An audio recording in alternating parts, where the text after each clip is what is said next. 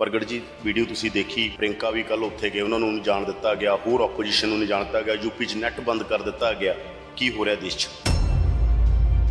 वापस तुरिया जांदियां ते पिछले पासियों जीप चढ़ा देनी और उहदे तो बाद भजा लेना।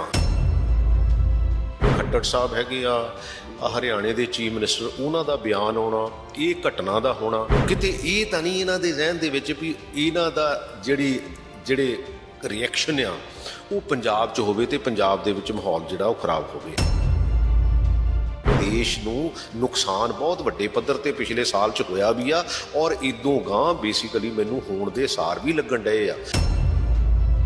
किते ये एजीटेशन इन्नी वायलेंट हो जाए, ये किते जिहड़ी सिविल सोसाइटी आ उहदे विच इन्ने क खला पैदा कर देवे। अनफॉर्चुनेटली तुहाडी इहो जी जिद ने सानू इस लैवल ते लिया के खड़े करता जिथे बेसिकली देश का बहुत वड्डा गां ना किते होर नुकसान हो जाए। मैनू लगदा पोलीटिकल बंदा इन्ना जिद्दी नहीं होना चाहिए। वीडियो सामने आ, सब कुछ सामने, उसके बावजूद भी कार्रवाई जिस तरीके नाल होनी चाहिए नहीं हुई। विनाश काल विपरीत बुद्धि, इहो जिहियां घटनावां जिहड़ियां वो हुंदियां जदों विनाश काल की गल आउंदी है ना, तो वो फिर बुद्धि जिहड़ी आ भ्रिष्टी जाती है। मैनूं लगदा इन्हां दी बुद्धि भ्रिष्ट हुई आ। जिहड़ा कंप्रोमाइज़ होया उहदे ते भी सवाल उठ रहे ने, कह रहे हैं कि कंप्रोमाइज़ चाहे हो गया एक लैवल के उत्ते, प्रशासन का प्रैशर बहुत सीगा। ठीक है भी तुसीं धक्के नाल जो मर्जी करा लो। कल गृह मंत्री भी गए, उन्होंने भी जान दिता गया, सीएम चन्नी भी इंटरव्यून कर रहे हैं। पंजाब सरकार की करेगी? तुसीं मंत्री हो, हुण तुसीं हर तरह की मदद करने को तैयार हो, परिवार की तुसीं होर की करोगे? मैं तो किसान जथेबंदियां नाल भी गल कीती सीगी। मैं तो कहा सानू तुसीं दसो कि यार असीं सारी कैबिनेट उत्थे जाके तुहाडी स्टेज ते नहीं बहिंदे, असीं थल्ले बह जांदे आ, असीं इस गल की सपोर्ट करन नूं तैयार आ और जो सानू कहोगे असीं वो करन नूं तैयार आ।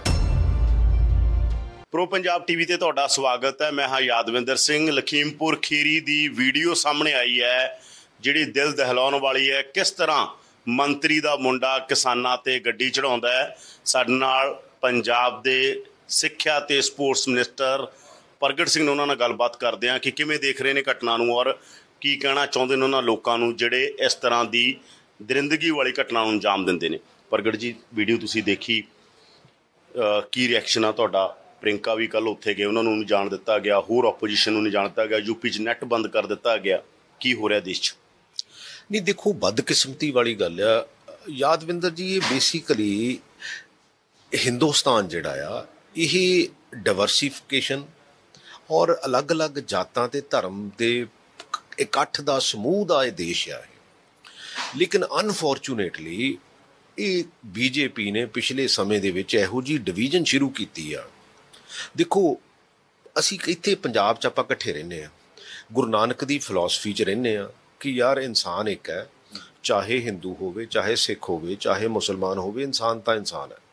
पर बदकिस्मती इहो जी थॉट प्रोसैस दे विच और जिहड़े काले कानून तिन हैगे उन्हां दे चलदे होए ये एडा लंबा प्रोटेस्ट कीता। मैं तां ये कहना कि इन्हां दे जां तां इंटरनल डेमोक्रेसी बिल्कुल मुक गई आ कि ये तानाशाही ते आ गया और इस तानाशाही दे चलदे होए जिहड़ी कल दी घटना हैगी आ वो इन्नी क मंदभागी आ। मैं कहना इंसानियत रह ही नहीं गई।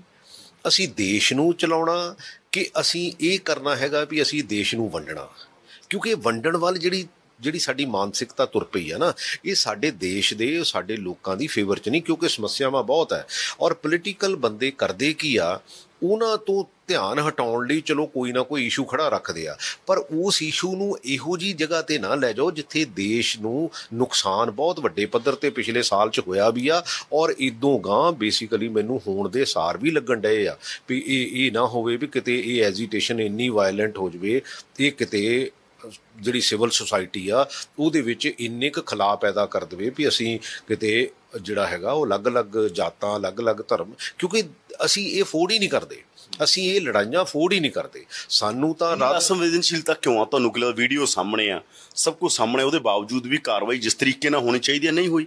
मैनूं लगदा यादविंदर विनाश काल विपरीत बुद्धि, क्योंकि जदों किते इदां दा थॉट प्रोसैस बनदा आ ਤਾਂ ਫਿਰ ਕਈ ਵਾਰੀ ਇਹੋ ਜਿਹੀਆਂ ਘਟਨਾਵਾਂ ਜਿਹੜੀਆਂ ਉਹ ਹੁੰਦੀਆਂ ਜਦੋਂ ਵਿਨਾਸ਼ ਕਾਲ ਦੀ ਗੱਲ ਆਉਂਦੀ ਹੈ ਨਾ, ਤੇ ਉਹ ਫਿਰ ਬੁੱਧੀ ਜਿਹੜੀ ਆ ਭ੍ਰਿਸ਼ਟੀ ਜਾਂਦੀ ਆ। ਮੈਨੂੰ ਲੱਗਦਾ ਇਹਨਾਂ ਦੀ ਬੁੱਧੀ ਭ੍ਰਿਸ਼ਟ ਹੋਈ ਆ। ਕੀ ਲੱਗਦਾ ਤੁਹਾਨੂੰ ਇਸ ਮਾਮਲੇ 'ਚ? ਆਪਾਂ ਦੇਖ ਰਹੇ ਹਾਂ ਜਿਹੜਾ ਕੰਪਰੋਮਾਈਜ਼ ਹੋਇਆ ਉਹਦੇ ਤੇ ਵੀ ਸਵਾਲ ਉੱਠ ਰਹੇ ਨੇ ਕਿ ਕਹਿ ਰਹੇ ਨੇ ਕਿ ਕੰਪਰੋਮਾਈਜ਼ ਚਾਹੇ ਹੋ ਗਿਆ ਇੱਕ ਲੈਵਲ ਦੇ ਉੱਤੇ, ਪ੍ਰਸ਼ਾਸਨ ਦਾ ਪ੍ਰੈਸ਼ਰ ਬਹੁਤ ਸੀਗਾ, ਪ੍ਰਿੰਕਾ ਹੋਰੀ ਸਭ ਉਹ 'ਤੇ ਸਵਾਲ ਉਠਾ ਰਿਹਾ, ਕਾਂਗਰਸ ਵੀ ਸਵਾਲ ਉਠਾ ਰਹੀ ਹੈ ਕਿ ਧੱਕਾ ਇੱਕ ਤਰ੍ਹਾਂ ਪਰਿਵਾਰਾਂ 'ਤੇ ਪ੍ਰੈਸ਼ਰ ਪਾਇਆ ਗਿਆ।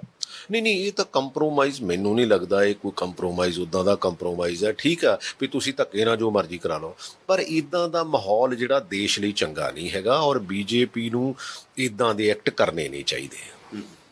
ਕੀ ਦੇਖ ਰਹੇ ਹੋ ਕਿਸਾਨ ਮੋਰਚੇ ਨੂੰ ਲੈ ਕੇ ਵੀ ਇਹ ਗੱਲ ਚੱਲ ਰਹੀ ਹੈ, ਸੰਯੁਕਤ ਕਿਸਾਨ ਮੋਰਚਾ ਵੀ ਕਾਫੀ ਐਕਟਿਵ ਹੋਇਆ, ਇੱਕ ਪਾਸੇ ਕੰਪਰੋਮਾਈਜ਼ ਦੀ ਗੱਲ ਚੱਲ ਰਹੀ ਸੀ ਪਿਛਲੇ ਦਿਨਾਂ 'ਚ ਕਿ ਸ਼ਾਇਦ ਸਮਝੌਤਾ ਹੋ ਜਾਏ ਕੋਈ ਰਿਸਪੈਕਟਡ, ਦੂਜੇ ਪਾਸੇ ਇਹ ਘਟਨਾ।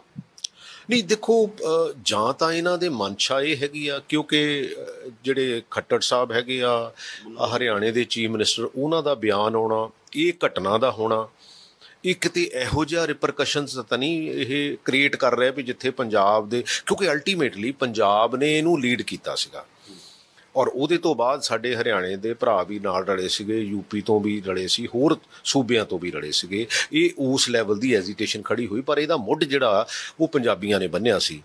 ਕਿਤੇ ਇਹ ਤਾਂ ਨਹੀਂ ਇਹਨਾਂ ਦੇ ਜ਼ਹਿਨ ਦੇ ਵਿੱਚ ਵੀ ਇਹਨਾਂ ਦਾ ਜਿਹੜੇ ਰਿਐਕਸ਼ਨ ਆ ਉਹ ਪੰਜਾਬ 'ਚ ਹੋਵੇ ਅਤੇ ਪੰਜਾਬ ਦੇ ਵਿੱਚ ਮਾਹੌਲ ਜਿਹੜਾ ਉਹ ਖਰਾਬ ਹੋਵੇ। ਸੋ ਮੈਂ ਇਹਨਾਂ ਨੂੰ ਬਿਲਕੁਲ ਇਹ ਮੰਦਭਾਗੀ ਘਟਨਾ ਔਰ ਇਹ ਬੜੀ ਘਿਨਾਉਣੀ ਘਟਨਾ ਹੈਗੀ ਆ, ਜਿਹਦੇ 'ਚ ਮੈਨੂੰ ਲੱਗਦਾ ਨਿੰਦਣ ਤੋਂ ਬਿਨਾਂ ਸਾਡੇ ਕੋਲ ਕਹਿਣ ਨੂੰ ਕੁਛ ਹੈ ਨਹੀਂ ਗਾ, ਔਰ ਇਹ ਜਸਟਿਸ ਡਿਲੀਵਰ ਕਰਨਾ ਚਾਹੀਦਾ ਜਿਹੜੇ।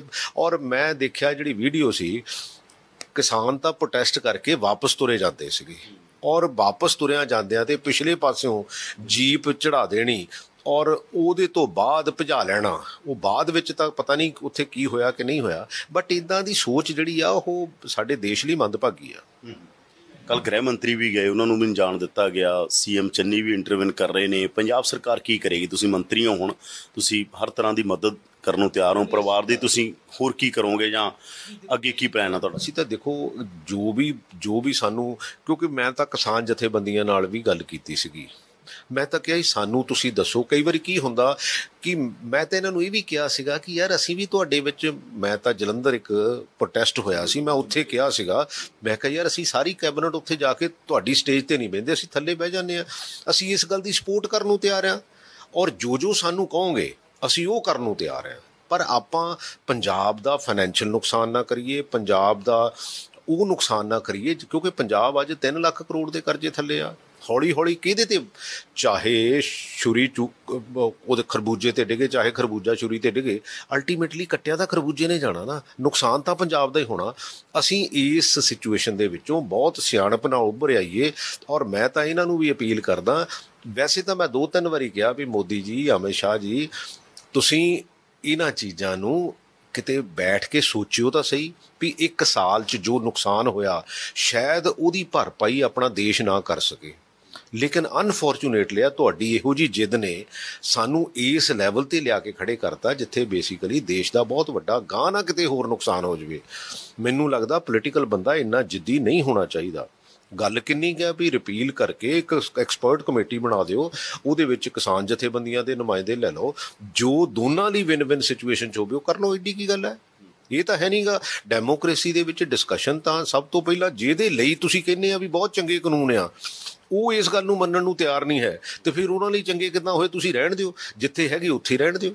ਸੀਐਮ ਚੰਨੀ ਹੋਰਾਂ ਨੇ ਕਿਹਾ ਸੀ ਅਸੀਂ ਜਾਵਾਂਗੇ, ਸਾਈਕਲ 'ਤੇ ਜਾਵਾਂਗੇ, ਤੁਰ ਕੇ ਜਾਵਾਂਗੇ, ਇਹਦੇ ਲਈ ਕੋਈ ਡਿਸਕਸ਼ਨ ਹੋ ਰਹੀ ਹੈ? ਤੁਸੀਂ ਆਉਣ ਵਾਲੇ ਦਿਨਾਂ ਜਾ ਰਹੇ ਹੋ? ਇਹਦਾ ਗਵਰਨਰ ਸਾਹਿਬ ਨੂੰ ਮਿਲੇ ਸੀਗੇ, ਔਰ ਅੱਜ ਵੀ ਜੋ ਪਾਰਟੀ ਦੇ ਸਰਕਾਰ ਦੇ ਜੋ ਡਿਸਾਈਡ ਕਰਨਗੇ, ਔਰ ਅਸੀਂ ਵੀ ਕੈਬਨਿਟ ਦੇ ਵਿੱਚ ਇੱਕ ਅੱਧੇ ਦਿਨ 'ਚ ਮੀਟਿੰਗ ਕਰਕੇ ਜੋ ਡਿਸਾਈਡ ਕਰਨਗੇ ਵੀ ਵਿਲ, ਕਿਉਂਕਿ ਅਸੀਂ ਜੋ ਬੈਸਟ ਪੋਸੀਬਲ ਹੈਗਾ ਇਹਨਾਂ ਨੂੰ ਜਿਹੜਾ ਹੈਗਾ ਉਹ ਮਦਦ ਕਰਨ ਲਈ ਤਿਆਰ ਹੈ।